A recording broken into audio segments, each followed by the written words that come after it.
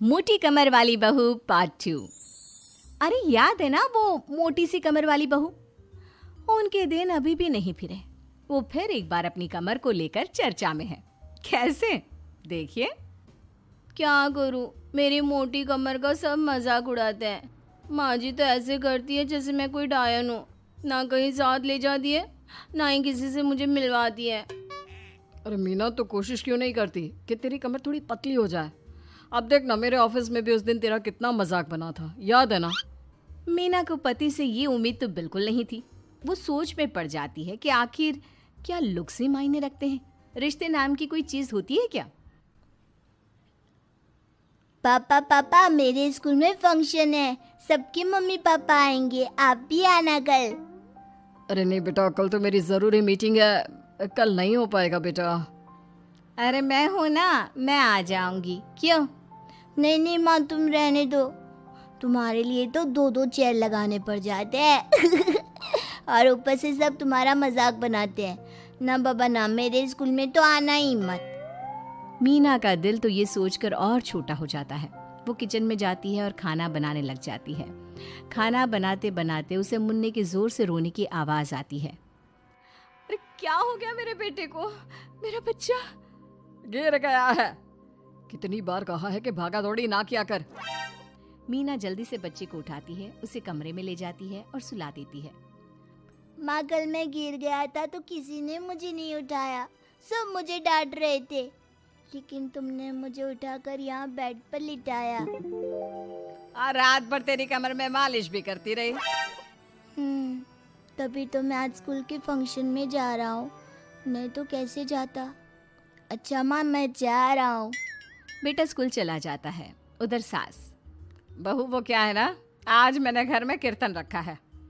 तेरी कमर के कारण मैंने सबको बोल दिया है कि तू मायके गई है। तू जानती है ना कैसे तेरा मजाक बनाते हैं सभी। बहू कुछ नहीं कहती। पर माँ जी, कीर्तन में बैठने का तो मेरा भी मन था। हाँ तो किसी और शहर चली जाना जहाँ तुझे कोई जानता ना हो। वहीं किसी मंदिर में बैठ कर ले लेना हरि का नाम अच्छा जा, जल्दी से काम पर लग जा। मीना को सास की बात पर रोना आता है, लेकिन देखिए किया भी क्या जा सकता है। हमारे यहाँ तो ये रिवाज है ना, जिसका चेहरा अच्छा वो राजा, नहीं तो सब रंग। घर में औरतें आने लगती है, सब एक एक कर कीर्तन में बैठ जाती हैं। अरे मुन्ना, जा तो, किचन में मैंने प्रसाद बना कर रखा है, ले आ। अरे क्या क्या कर लेती हो बहन जी, एक तुम्हारी बहू है बस कमर का कमरा बनाए बैठी है। ये नहीं कि ससुराल में रहकर काम काज निपटाए, जब देखो तब मायके की हवा खाने पहुंची रहती है। तभी दूसरी कहती है, मैंने तो घर में मना कर दिया था कि कोई खाना नहीं खाना। बहन जी के घर कीर्तन है, मैं सबका खाना लेकर आऊंगी, लेकिन यहाँ तो लग रहा है कि प्रसाद के भी लाले पड़े हैं। अरे कर देना पागलों वाली बात, खाना भी बना कर रखा है मैंने। अरे कमला, जा जाकर कीर्तन के बाद जो मैंने खाना बनाया है ना, सबको लगा देना अरे बहू से ज्यादा तो आपके साथ ये कमला ही रहती है। हाँ तो क्या अब नौकरानी से करवा दी थी बेटे की शादी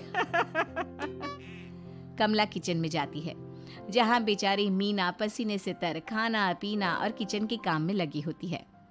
कैसी हो भाभी, ऐसी सास के साथ कैसे गुजारा कर रही हो? पता है बाहर कह रही है कि सारा खाना और प्रसाद उन्होंने बनाए हैं। अरे कोई बात नहीं ना कमला, वो क्या है ना, मेरी कमर मोटी है, इसलिए वो मुझे किसी के सामने नहीं ले जा सकती हैं। अरे तो मैं कौन सी सुस्मिता सेन हूँ, लेकिन देखो मेरी सास मुझे कितने गर्व से मिलाती है सभी से।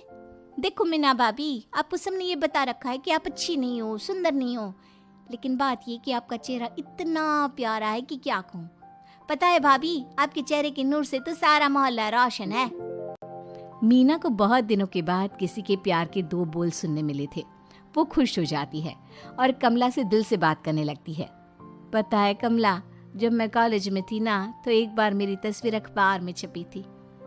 मैं फूलों की प्रदर्शनी देखने गई थी, तो वहाँ किसी ने फूल के साथ मेरी फोटो खींची थी और लिखा था फूल से भी सुंदर। लेकिन अभी भाभी आप ऐसी ही हो, फूल से भी सुंदर। अरे कमर मोटी है तो क्या हो गया, क्या सब में सारी खूबियां होती है? अपनी सास को ही देख लो, ऐसा लगता है जैसे चूल्हे में कोयला जल गया हो। भैया भी माना पतले हैं, लेकिन है तो माँ की तरह काले ही ना। वो तो भला हो भगवान का कि मुन्ना आ पर गया है, गोरा और सुंदर। मीना को कमला की बात समझ में आ रही थी। पहली बार किसी ने उससे अच्छे से बात की थी तो उसे रोना आ जाता है। भाभी एक काम करो ना, कुछ दिनों के लिए मायके होकर आओ। यहाँ तो ना भैया को आपकी कदर है ना ही सास को, और बेटा भी आपको इन लोगों के कहने पर दूर ही रखता है। मीना को कमला की बात ठीक लगती है।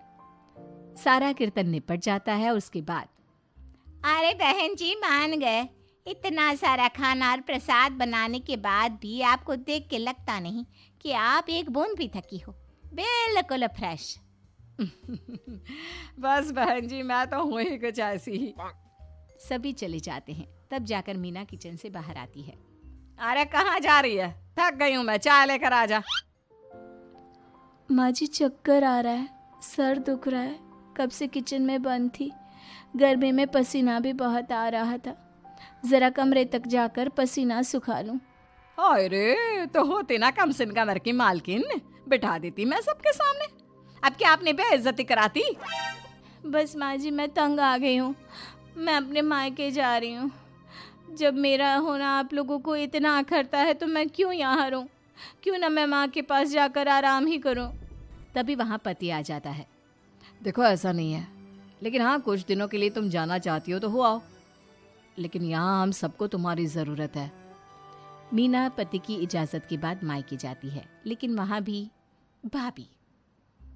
अरे मीना दीदी आज ही आना था क्या आपको? आज तो मेरे मायके वाले आ रहे हैं। दीदी आपकी कमर का मजाक फिर बनाएंगे वो लोग। अरे मीना एक फोन तो कर देती आने से पहले। अरे मीना क्या हाल बना रखा है शरीर का, कितनी प्यारी बच्ची थी हमारी, क्या हाल कर लिया। मीना को दुख होता है। वो घर के अंदर जाती है जहाँ दीदी आप तो दलिया लेंगी ना?